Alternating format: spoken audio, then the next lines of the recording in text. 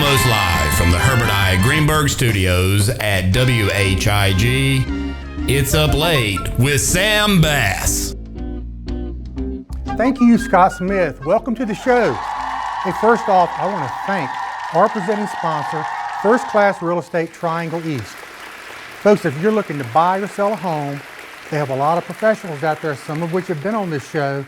Make sure you contact them first.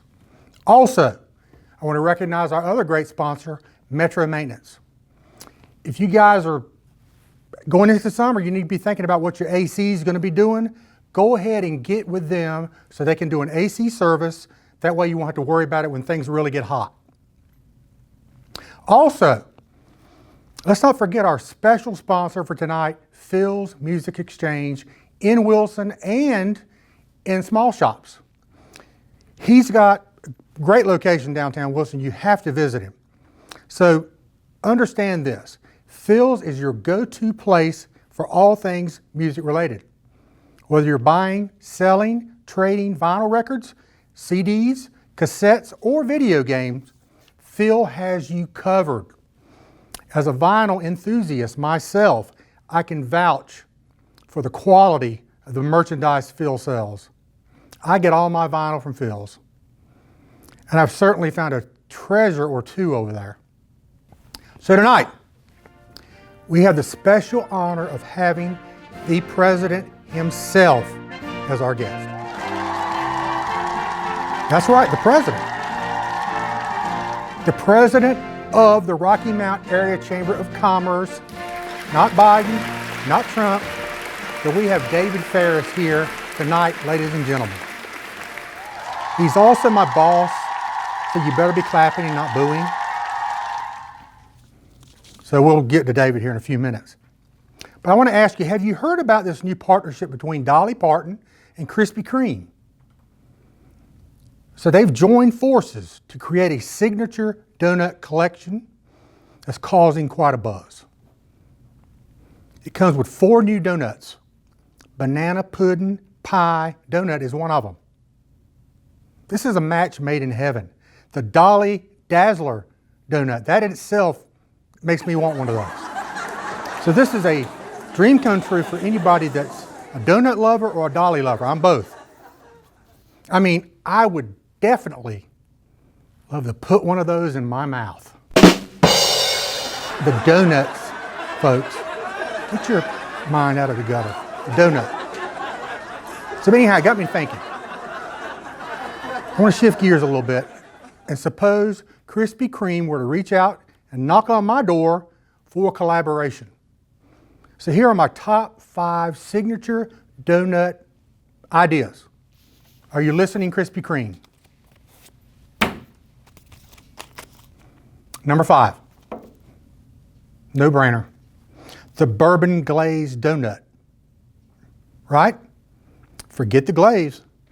Let's just dunk the donut into the glass of bourbon, because who needs coffee when you can have a spirited start to your day?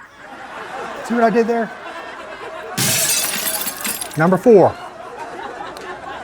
the Moonlight Martini Donut. Doesn't that sound tempting? This one's all about sophistication. Imagine enjoying a cigar with a perfectly mixed martini. I prefer mine sprinkled, not stirred. I could enjoy one at every show. Number 3, I might need one of these tomorrow. The morning after donut. We've all been there. Say that wild night out, this donut would feature a secret ingredient, Tylenol and/or, probably ibuprofen. Maybe a touch of bourbon, a little hair of the dog. That would sweeten the deal. Hangover cure, anybody? Number 2. This might be my favorite. The Penny for Your Thoughts donut. This one is named after my sweet dog, Penny. It's extra sweet. Aww. Just like her, but fear not, it won't be as hairy. Let's keep the fur out of the frosting, shall we, Penny? That probably wouldn't sell too well. By the way, Penny is a Maggie Society alum. I'm going to talk about them later. Penny came from Maggie Society, the greatest dog in the world. My number one signature donut, should Krispy Kreme come a-knocking, the old Blueberry Eyes donut. An homage to the legendary Frank Sinatra, one of my all-time favorite singers. This donut boasts a blueberry glaze, a velvety filling, and perhaps a hint of mob connections. So, Krispy Kreme, if you're watching, my door is wide open. I know you're watching. Let's make it happen. So now back to our regularly scheduled show. Sit tight. David Farris will be right here.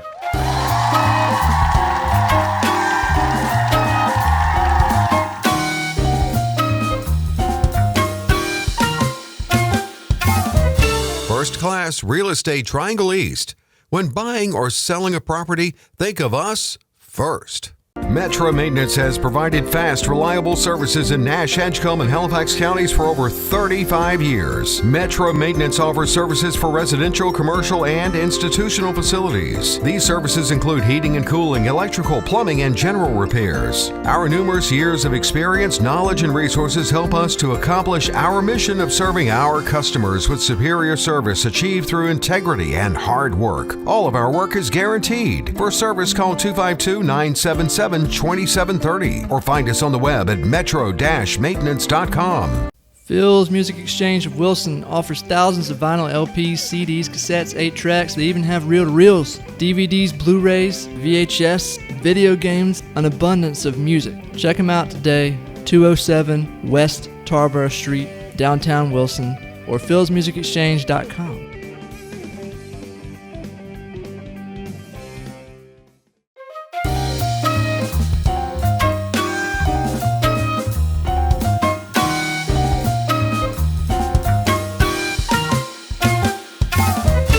Welcome back, as promised.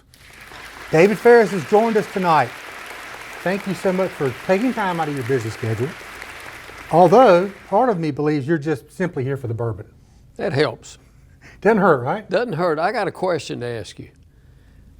Why was there no hail to the chief when I walked up? Maybe we need to get that put in. I think so. So, the first thing I want to ask you, David, and this could determine the entire interview, whether it be very short or longer. Okay?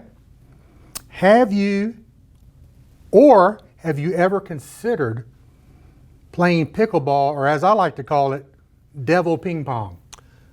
You know, I'm a tennis player and I haven't gotten old enough yet to play pickleball. So that's on my bucket list as the years go by. There you go. When you get about 80, maybe you can do it. Give or take. Because that's kind of what that draws That's a people. growing sport. My goodness. Growing, it is. yeah.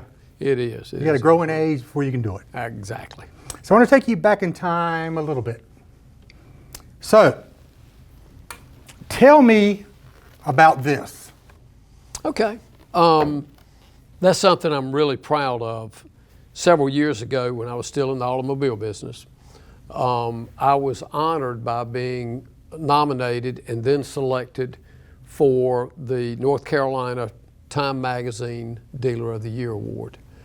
And it was presented to me in Las Vegas at the NADA convention as well. And then again, a follow-up at the NCADA convention.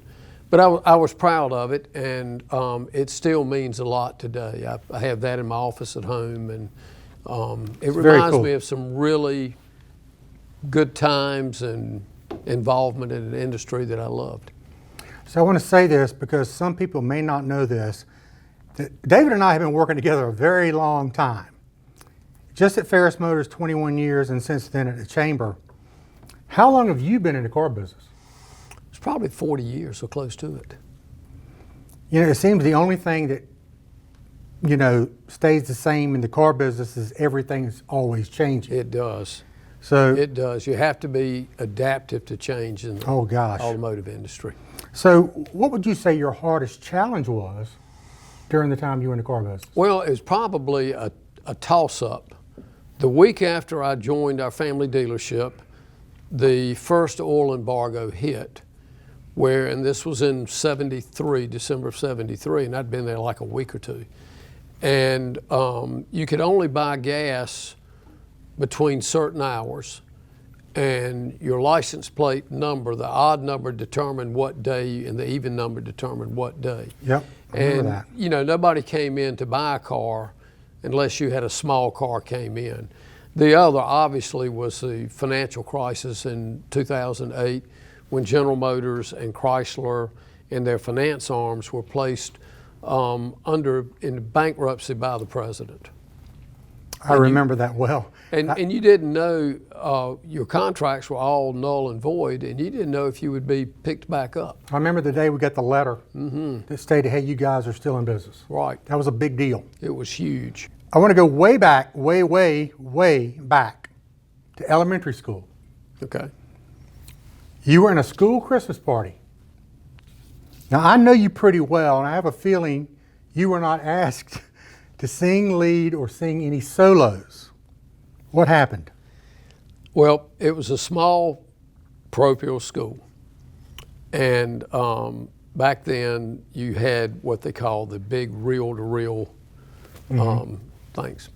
And it was a nun, and she would record it and play it back. And there was a very distinguished voice in there. And she said, okay, Sam, you don't sing.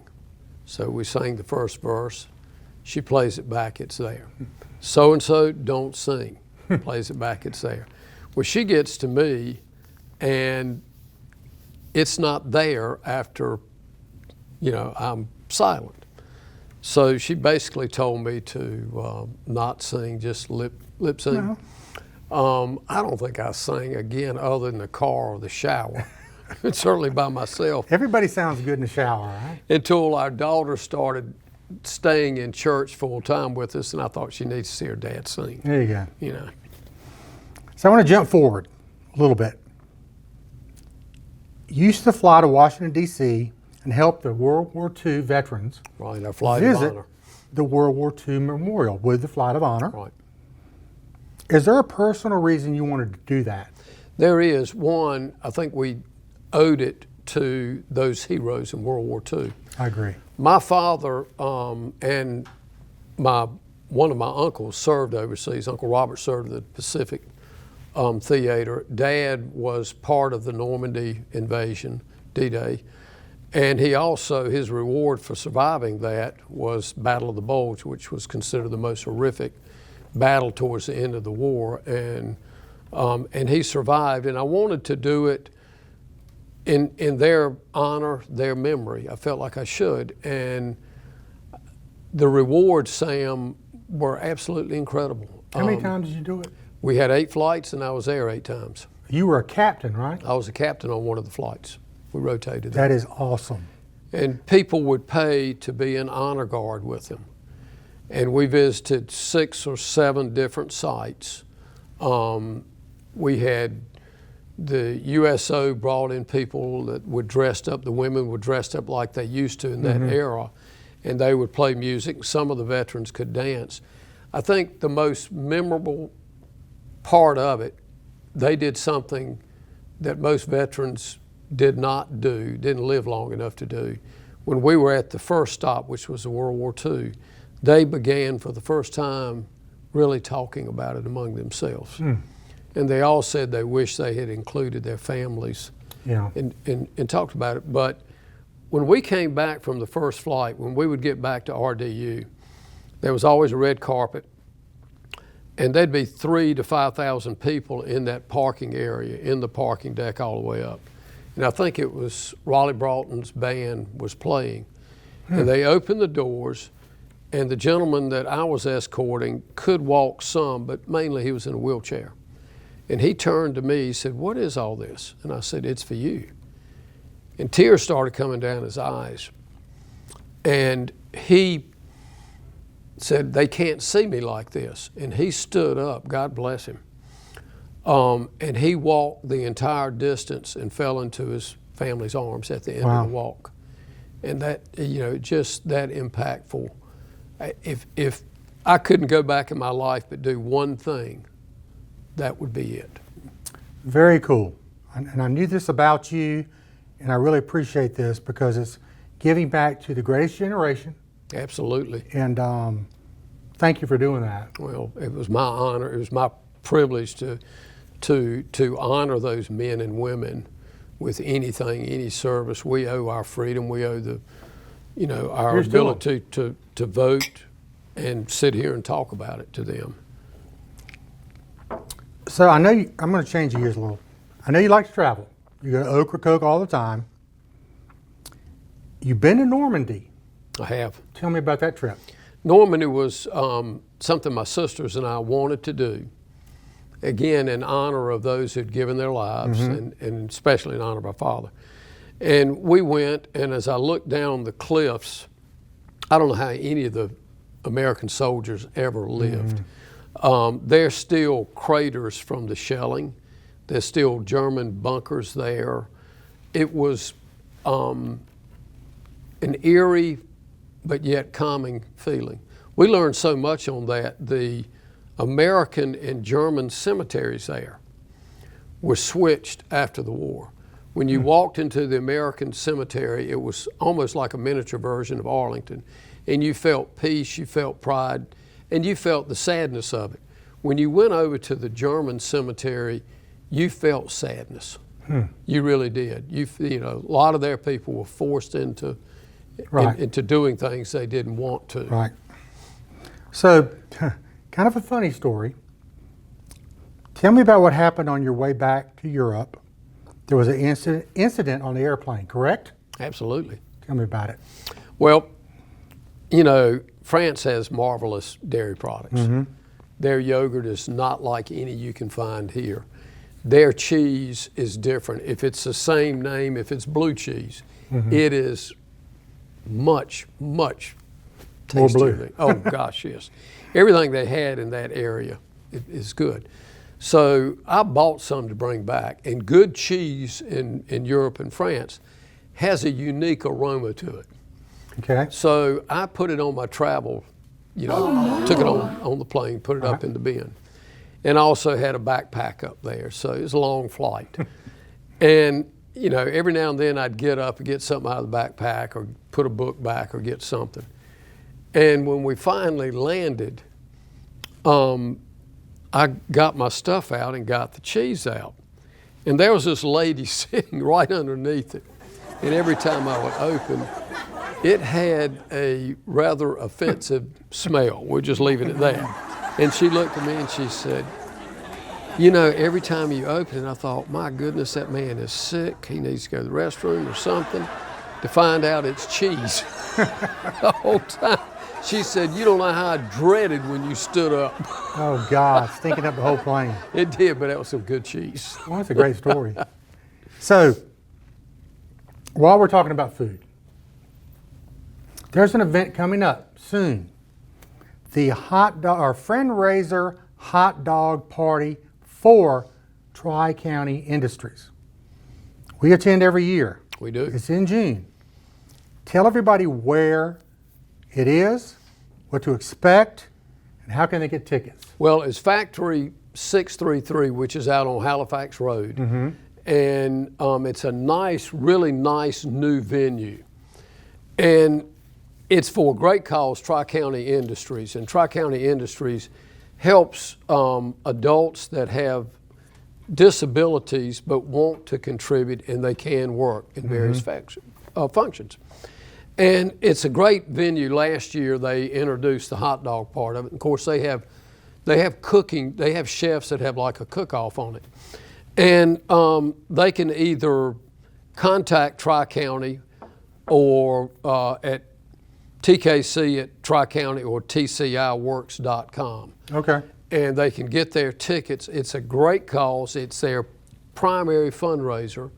And you and I and others will be out there. And it's not just hot dogs, but I do love a good hot dog. I do too. I found out what a good $50 hot dog was. We're going to do that again this year, by the way. But they'll have music. They'll have various types of They've food. got the Bakelite Boys, which is a very popular group. Yeah. So if They're you hadn't from Wilson, seen I them, think, make sure aren't they? you come. Yeah. Very good. So how long have you been at the Chamber? Right at 7 years. Okay. I thought I'd be there maybe a year or 2 or 3 at the most. So how did running a dealership help you and prepare you for running the Chamber? Well, in a lot of ways. One, it's obviously a different industry and a different type of operation. But getting out and knowing people and meeting people and being able to relate to people, just like we had to do in the automobile industry. And, you know, I believe in Rocky Mount, I believe in the Twin Counties, and you've got to believe in whatever it is you're doing, if it's medical, if it's law, if it's Chamber of Commerce, if it's in the automotive industry, retail, whatever it is. And it just felt right. And I had the good fortune many years prior to that of serving as chair of the Chamber of Commerce. And, you know, it was something I had not thought about, and frankly, when I was first approached, I had really had no interest in it. And kind of like me with this show. Yeah, kind of like you with this show.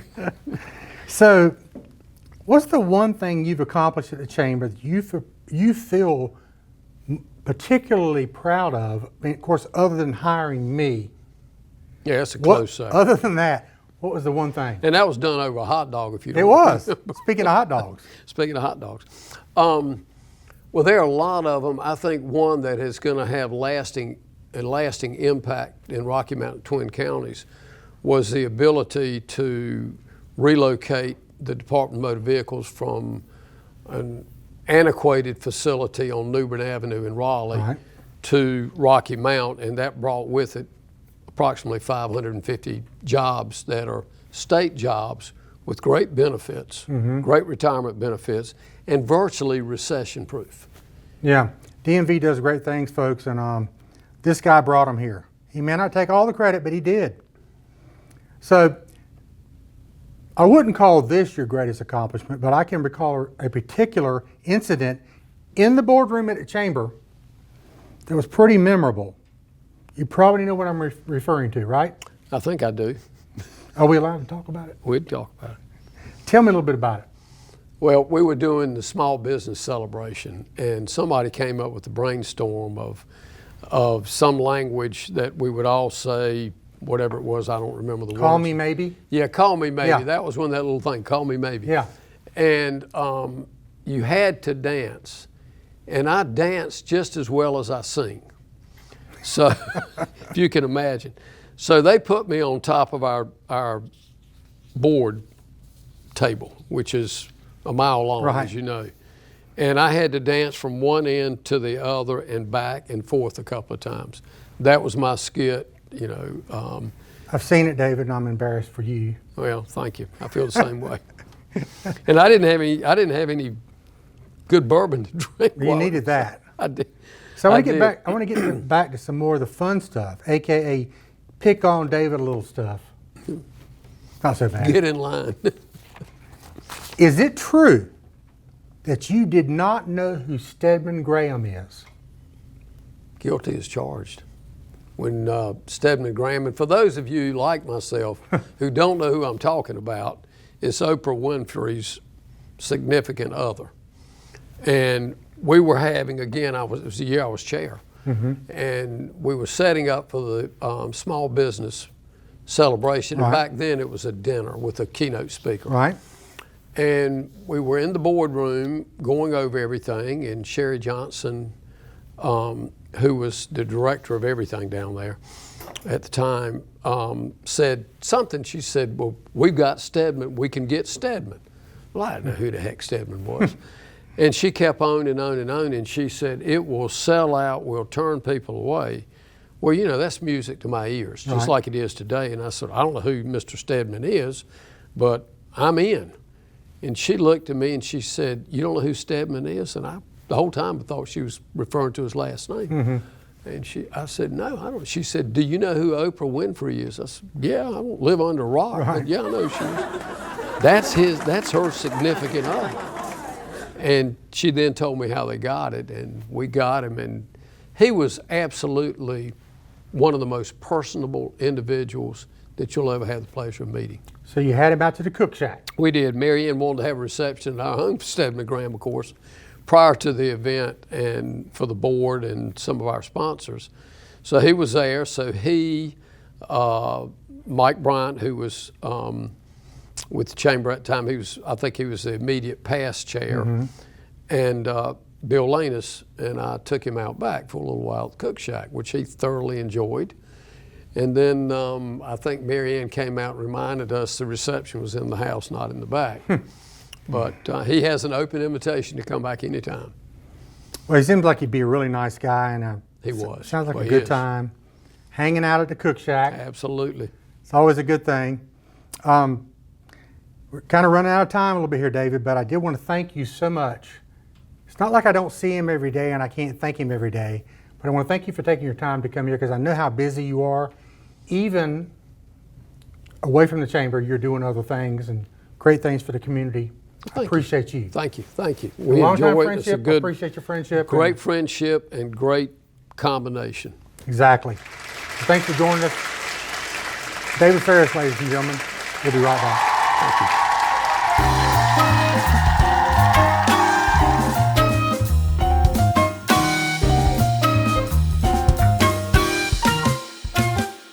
Hey, I want to thank my special guest, David Farris, my longtime employer, my longtime friend, for joining us here tonight. We had a great conversation.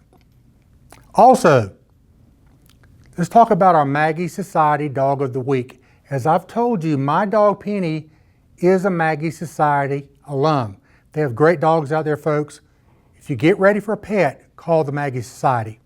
This week, the featured pet is Green Bean, a male beagle, approximately 2 years old and 25 pounds. Despite his size, he thinks he's a lap dog.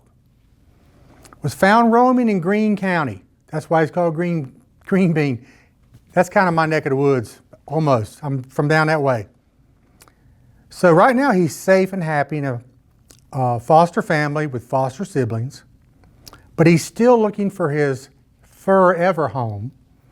Green Bean enjoys meeting people and other dogs, and he's working on improving his snuggle skills, house manners, and basic commands. I'm working on those too. He loves going on outings, walks well on a leash, which isn't easy for a dog. So if you're interested in adopting Green Bean, please contact the Maggie Society and complete an application. That's a great organization.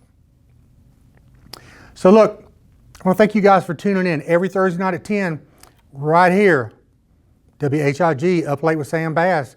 Thanks for watching. See you soon.